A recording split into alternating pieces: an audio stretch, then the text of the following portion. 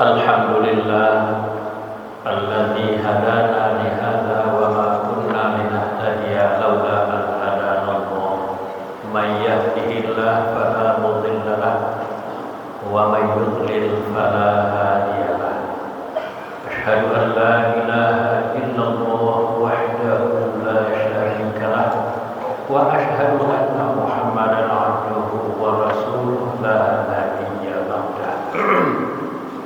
Allahumma shalli ala Muhammad wa ala alihi wa sahbihi ajma'in. Wa ba'du fa ya ibadallah usikum wa iyaya bittaqwallah.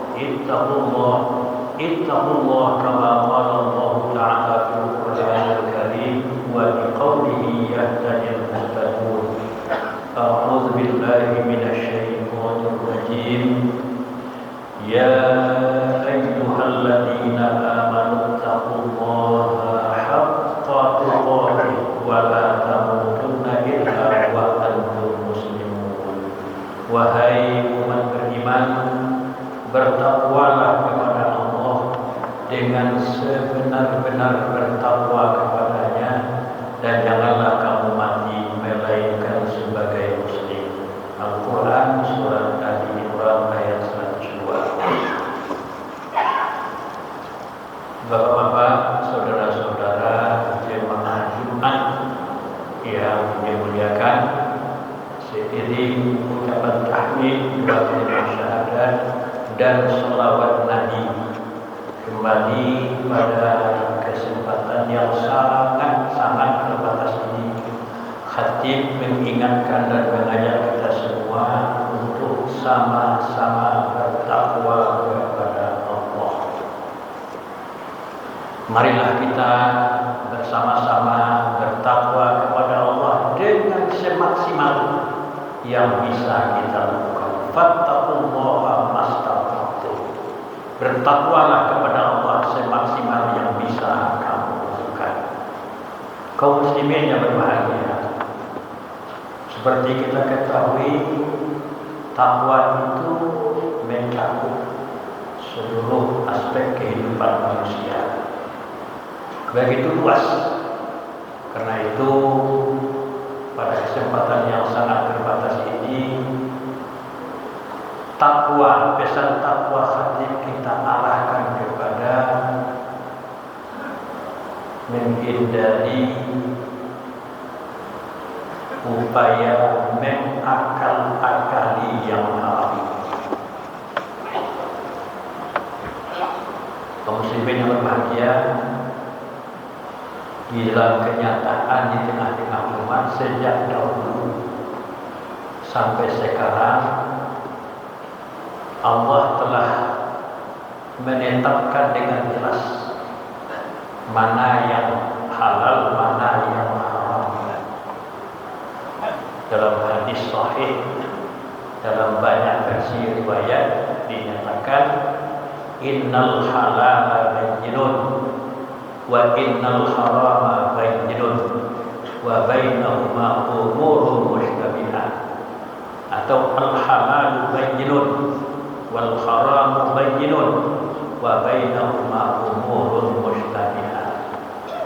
Yang halal jelas, yang haram juga jelas, namun di antara keduanya ada unsur-unsur yang samar-samar. Dalam hadis dinyatakan la ya'lamuhunna katsirun minan nas. Tidak banyak yang tahu hukum sebenarnya yang syubhat itu. Kaum muslimin yang berbahagia, ada yang jelas-jelas halal, ada yang jelas-jelas haram, ada yang memang bawaannya secara alamiah memang menimbulkan kesamar-samaran. Samar-samar antara lain ditandai dengan terjadinya perbedaan pendapat di kalangan para ulama yang berkompeten. Ada yang mengatakan haram, ada yang mengatakan halal atau makruh misalnya. Itu bagi orang awam jelas itu sama-sama. Tapi yang jelas Yang syubhat itu kita disuruh menghindarinya. Dan itu sebagai bukti kebersihan agama dan kepribadian seseorang.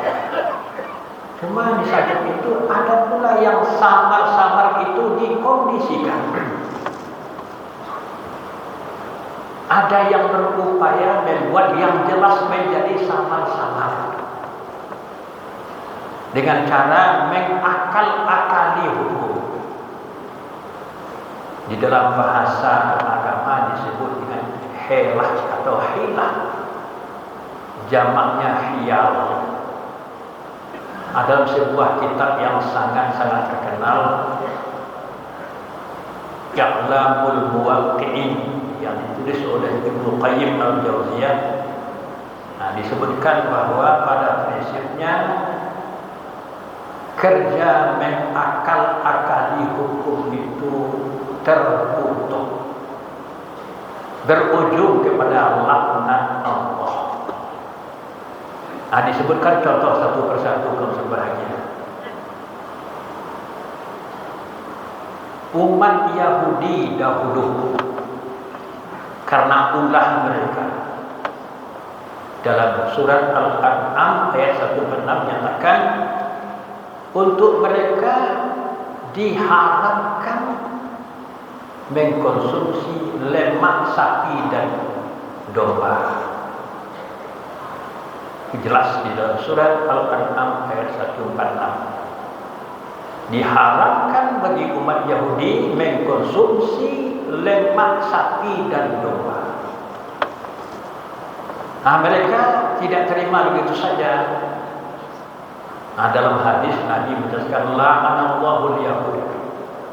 Allah melaknati orang-orang Yahudi. Kenapa? Mengakali yang haram. Bagaimana caranya?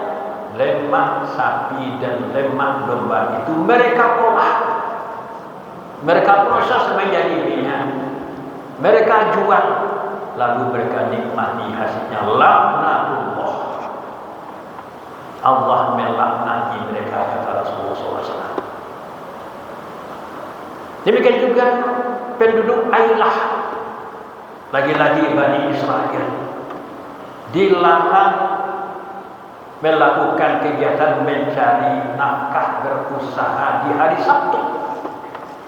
Hari Sabtu itu sepenuhnya hari ibadah. Tapi lagi-lagi mereka akali. Mereka sudah terbiasa menangkap ikan. Apalagi setiap Sabtu pagi mereka lewat, kelihatan ikan-ikan besar muncul ke permukaan, seperti memanas-manasi mereka. Akhirnya mereka akali. Memang mereka beribadah hari Sabtu, tapi ketika akan berangkat mereka sudah pasang namanya kail, yang namanya buka segala macam. Pulang nanti dari ibadah mereka tinggal memboyong hasil kailnya dan seterusnya. Lagi-lagi ini berujung kepada laknat Allah. Nah, kalau bagi umat Nabi Muhammad ada lagi contoh, kamu bahagia. Apa itu? Ada hadis yang menyatakan laknat Allah terhadap muhallil dan muhallallah. Dalam surat Al-Baqarah ayat 130 disebutkan, dinyatakan bahwa istri yang telah ditalak bain talak 3 tidak halal lagi. Jangankan dirujuk, kawin baru pun tidak boleh. At-talaqu marratani fa imsaku bi ma'rufin aw tasdihun bi ihsan. Begitu bunyinya dalam ayat sebelumnya. Talak yang boleh dirujuk itu hanya 2 kali. Kalau sudah 2 kali, pilih. Tahan, pakai dengan berbaik-baik sampai suatu saat harus berpisah oleh kematian, atau lepaskan baik-baik. Tapi tidak jarang ada yang sampai talak ketiga, yang disebut dengan talak bain kubra. Nah, ayat selanjutnya menyatakan kalau sudah talak 3, fa in talaqaha fala tahillu lahu min ba'du hatta tankiha zawjan Kalau sudah dijatuhkan talak ketiga, perempuan tersebut tidak lagi halal bagi yang mentalak itu, kecuali kalau dia sudah nikah pula, benar-benar menikah dengan orang lain, dan habis pula untuknya dengan suaminya yang baru itu. Bukan rekayasa, tapi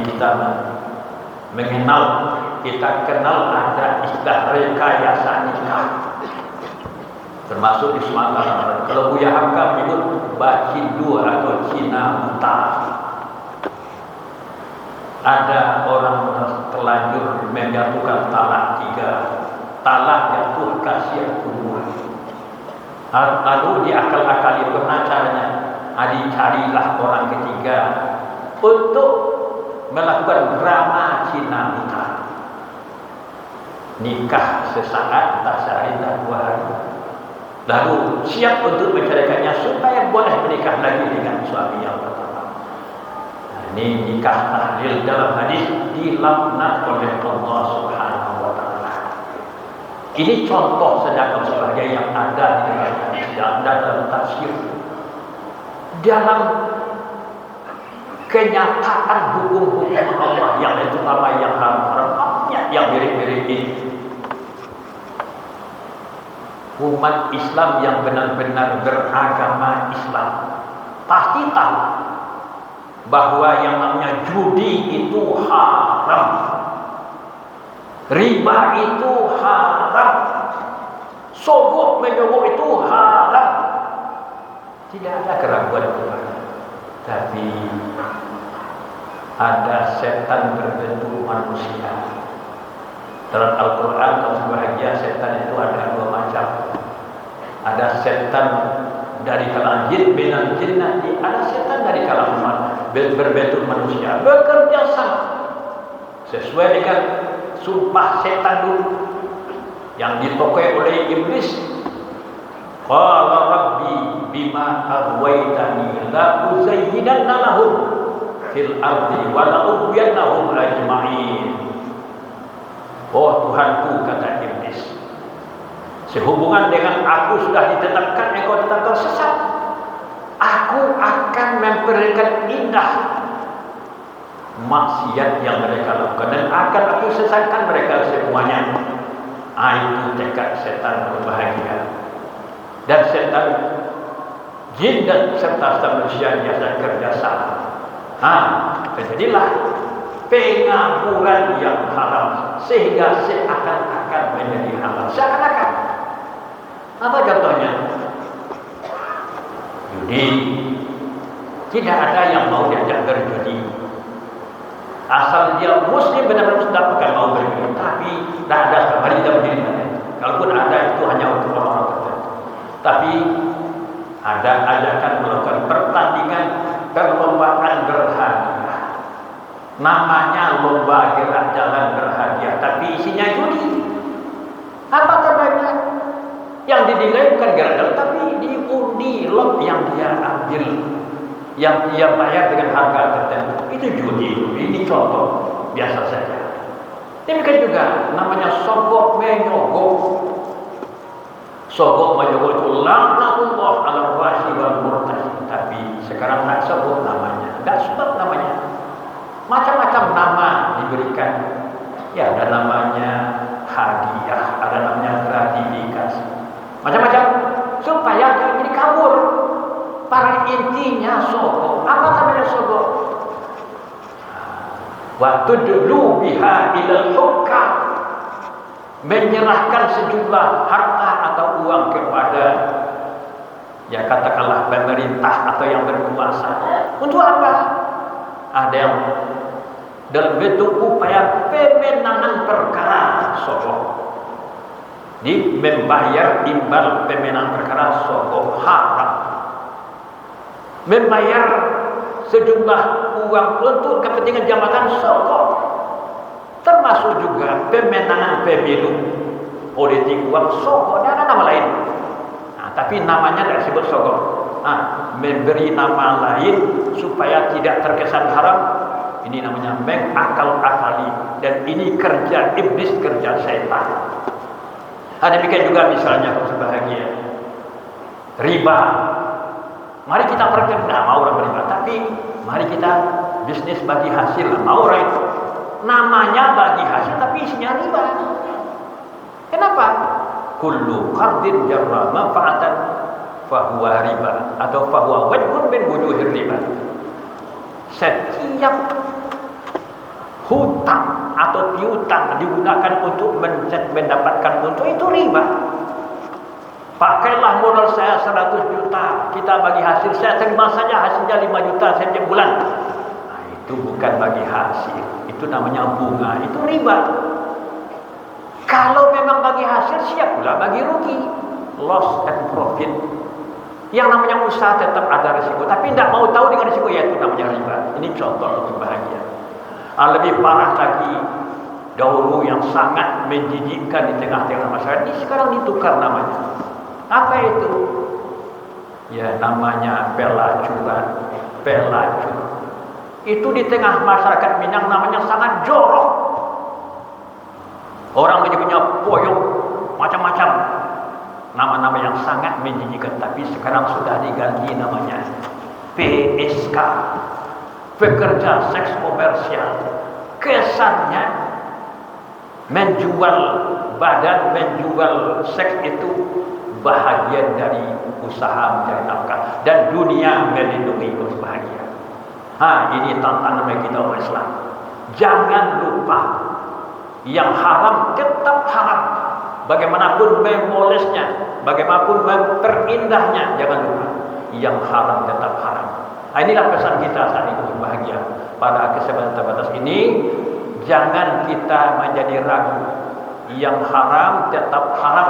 Walaupun dipoles, diberi nama-nama yang indah-indah, jangan lupa yang haram tetap haram. Apalagi yang tegas-tegas dilarang oleh Allah. Ya ayyuhalladzina amanu taqullah wa dharu ma baqiya minar riba. Hai orang beriman, bertakwalah kepada Allah dan tinggalkan sisa-sisa riba.